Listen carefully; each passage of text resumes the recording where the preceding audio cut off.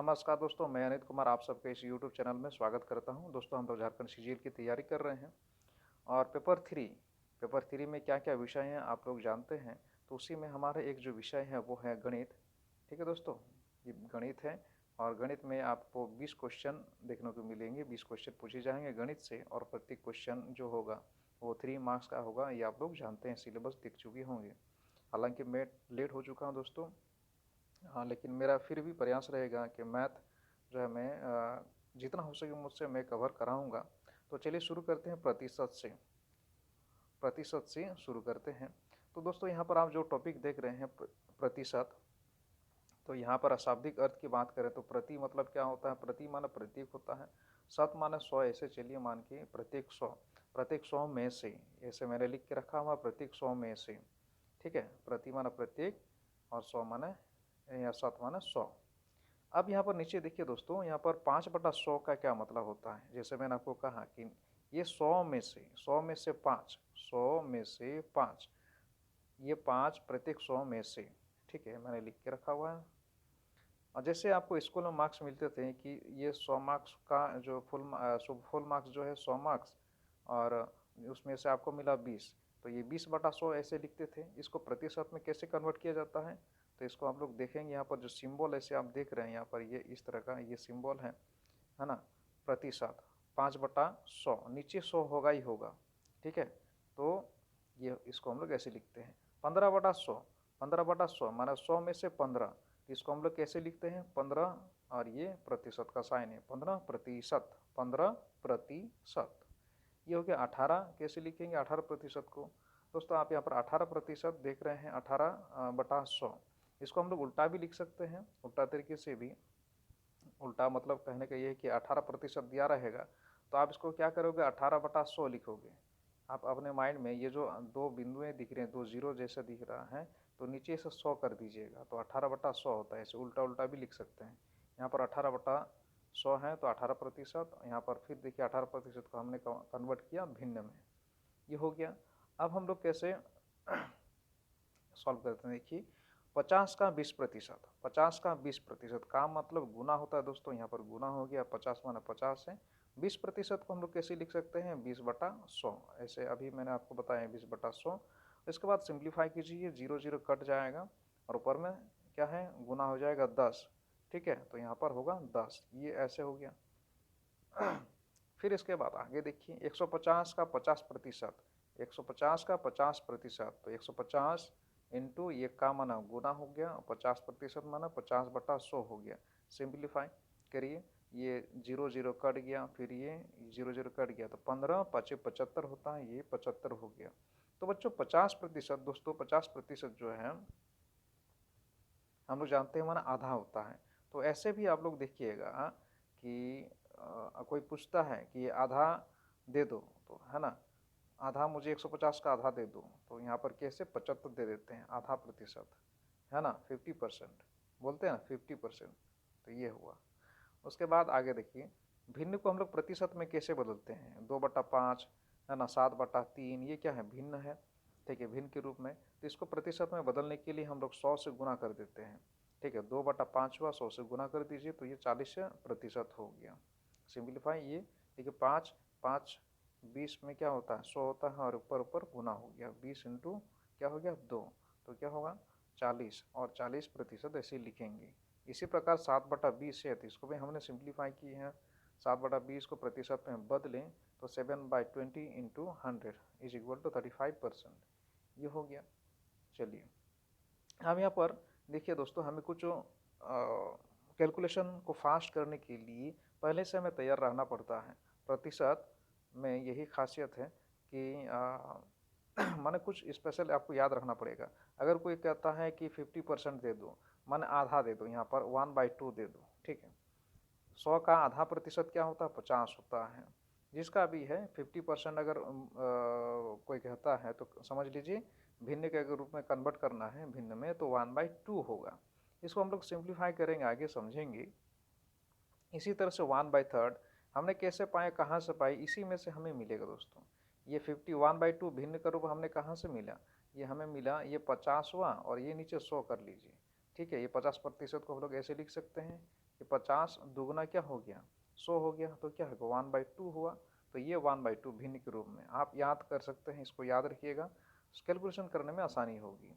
इसी तरह से 1/3, तो ये 1/3 है यहाँ पर, इसको सिंप्लीफाई माने देखिए यहाँ पर 100 से अगर हम लोग भाग देते हैं, ऐसे 100 से भाग देते हैं तो 33 और ये 1/3 आएगा, 33.1/3 आएगा प्रतिशत। इसी तरह से मैंने बना के रखा हुआ है। अगर कोई कहता है कि 25% है ना, 25%, तो डायरेक्ट 25% की जगह पर हम लोग लिख सकते हैं 1/4 लिख सकते हैं। तो यहाँ पर कैसे करिएगा देखिए 25/100, 25%, ये 25 लिखिए ऊपर, और ये जो जो बिंदु है आप देख रहे हैं 2 बिंदु, तो उसे नीचे 100 कर दीजिए, यहाँ पर 1/4 आएगा, ये 25%। और डायरेक्ट इसके बाद हम लोग भिन्न के रूप में अप्लाई कर सकते हैं, ये याद करिएगा। 1/5, ठीक है, 1/5 मतलब क्या होता है 20%। 1/6 क्या होगा 16.2/3%। इसी तरह से हमने 10 तक बना के रखे हैं, ये आप अपने मन से और भी निकाल सकते हैं। जैसे 1/11 कितना होगा 1/11, तो 100 से हम लोग 100 को डिवीजन देंगे 11 से, तो यहाँ पर आप देखो दोस्तों, यहाँ पर 11 हुआ, 11 9 99 होता है, और ऊपर में 1 हो जाएगा, 1 रह जाएगा, तो ये 9.1/11% हुआ। इसी तरह से आप लोग बहुत लंबा ऐसे हम लोग सॉल्व कर सकते हैं, ऐसे भिन्न ग्रुप में कन्वर्ट करके रख सकते हैं, याद कर सकते हैं 20 तक 30 तक, है ना, करके रख सकी करेंगे तो बहुत अच्छी बात होगी, यहाँ कैलकुलेशन करने में आसानी होगी। अब देखते हैं कुछ टाइप्स देखते हैं प्रतिशत से जुड़े हुए सवाल। यदि ए बी से x% कम है, तो बी ए से कितना प्रतिशत अधिक होगा। यहाँ पर मैंने फार्मूला लिखा है x/x-10 × 100, और ये परसेंटेज है, इसको आपको याद रखना है, ये फार्मूला है। जब इस टाइप का सवाल आएगा तो आपको ये फार्मूला डाल करके सॉल्व कर लेना है। ठीक, रेशियो मेथड से भी सॉल्व किया जाता है दोस्तों, तो रेशियो मेथड से अभी नहीं, कुछ समय बाद रेशियो मेथड से हम लोग सीखेंगे डायरेक्ट। देखिए यहाँ पर नीचे जो सवाल है, यदि ए बी से 10% कम है, यदि ए बी से 10% कम है, तो बी ए से कितना प्रतिशत अधिक है। यहाँ पर सवाल में देखिएगा, गौर करिएगा, यदि ए बी से 10% कम है, तो बी का मालूम होगा तभी ना ए का मालूम होगा, बी मालूम होगा तभी ए मालूम होगा, क्योंकि जैसे बी मालूम हो जाता है तभी ए आएगा। और उसके बाद आगे बोला है कि तो बी ए से कितना प्रतिशत अधिक है, तो माना हमने बी क्या है 100, ठीक है, बी के पास 100 रुपया है, ऐसे मान के चल सकते हैं, बी के पास 100 रुपया है और ए के पास कितना कम है, ए के पास 20 से, तो बी के पास यदि 100 है तो ए के पास कितना होगा, कितना प्रतिशत कम 10% कम है। तो 100 का 10% अगर हम लोग निकालते हैं, देखिए 100 हुआ, 100 का 10% कैसे होता है 10/100 होता है, इस तरह से हम लोग करेंगे, ये हुआ। अब देखिए यहाँ पर काट दीजिए, तो यहाँ 10 ऐसे हो गया, ये 100 कट गया तो ऊपर में 10 आएगा, ऐसे ये हुआ 10। अब इसको हम लोग दोस्तों क्या करते हैं, घटाते हैं, 100 में से हम लोग 10 को घटाते हैं तो 90 आएगा, 100 में से 10 घटाते तो 90 आएगा, यानी कि 90 होगा इसके पास, ठीक है, 90 इसके पास होगा, ये हुआ। अब यहाँ पर देखिए, यदि ए के पास 90 है, बी के पास 100 है, माना हुआ, तो हम लोग रेशियो मेथड से मैंने इस तरह से सॉल्व कर रखा हुआ, आप बगल में देखेंगे ये फार्मूला के अनुसार सबसे पहले करते हैं। यह देखिए 100 इन माइनस कीजिए 10, ऊपर में 10, और 100 से मल्टीप्लाई कीजिए 10/90 × 100, सिंप्लीफाई कीजिए 11.1/9% आएगा, ठीक है। रेशियो मेथड से भी हम लोग कर सकते हैं दोस्तों। यह देखिए रेशियो मेथड से 90 बोला है कि 90 में कितना कम है, 90 में 10 कम है, और इस तरह से डायरेक्ट हम लोग 100 से मल्टीप्लाई कर देंगे, तो ये कन्वर्ट हो जाएगा प्रतिशत में, ठीक है, ये हुआ, वैसे ही आएगा। उसके बाद हम लोग देखते हैं और मिलता जुलता सवाल।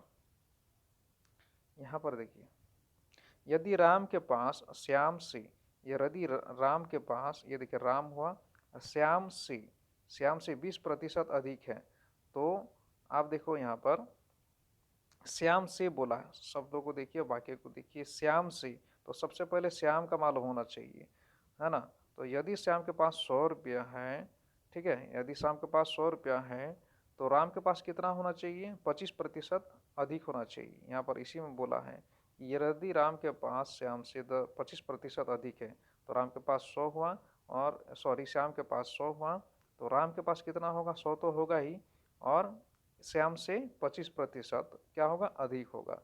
तो श्याम का कितना है रुपया, 100 रुपया है, और 100 रुपये का 25% निकालते हैं तो 25/100 हुआ, और ये काट छाट करेंगे तो क्या आएगा, 25 आएगा। और अधिक माने जोड़ देना पड़ता है। यहाँ देखिए 100 का 25% कितना होता है, 25। हमने यहाँ पर देखिए अभी 25 हुआ, तो इस तरह से हमने जोड़ दिए, 125 हुआ।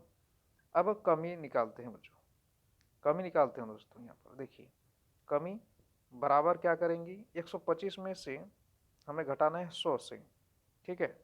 राम का कितना, अगर हम लोग देखेंगे कितना अधिक है ना, तो 25 अधिक है हम लोग जानते हैं, और कमी निकालेंगे तो ये 25 कम होगा, है ना। ये 100 हुआ और ये 125 है, तो 125 किसका, राम का, और श्याम का 100 रुपया हुआ। तो कितना कम है, तो हम लोग उसके लिए हम लोग क्या करते हैं, घटाते हैं, 25 कम है, ठीक है। और प्रतिशत कमी कर निकालना होगा, प्रतिशत में चेंज करना होगा, तो हमें कैसे करना है, यहाँ पर देख रहे हैं नीचे जो वैल्यू होता है दोस्तों, नीचे वो मूल राशि होता है और ऊपर में प्रतिशत कमी या फिर वृद्धि को हम लोग लिखते हैं। तो मूल राशि क्या है, 125 हुआ, 125 में से 25 कम होगा, और इसको हम लोग प्रतिशत में चेंज किए हैं, 100 हो गया। सिंप्लीफाई कीजिए तो यहाँ पर 20% आएगा। अब देखते हैं दोस्तों दूसरा टाइप का क्वेश्चन। दूसरा टाइप का कैसे होगा, दूसरा टाइप का देखिए, यदि किसी राशि को क्रमशः x% और y% बढ़ाया जाता है, तो कुल बढ़ोतरी कितनी होगी, ये ऐसे होगी, x + y + xy/100% होगा। यहाँ पर देखिए क्वेश्चन, यदि किसी वस्तु के मूल्य में 10%, पहले 10%, फिर 15% बढ़ाया जाता है, इस प्रकार कुल बढ़ोतरी क्या होगी, टोटल कितना बढ़ा हुआ होगा। पहले तो 10% बढ़ा, फिर बढ़ा 15%, तो जोड़ दिए 15 फार्मूला के अनुसार, और ऊपर में एक्स वाई यानी 100 नहीं 10 गुना 15 गुना कर दिए ऊपर में, और नीचे बटा क्या होगा, 100 होगा, ये प्लस है। सिंप्लीफाई कीजिए, 25 व 1.5 हो गया, 26.5% आएगा। क्लियर। उसके बाद थर्ड टाइप का जो क्वेश्चन है दोस्तों हम लोग देखते हैं।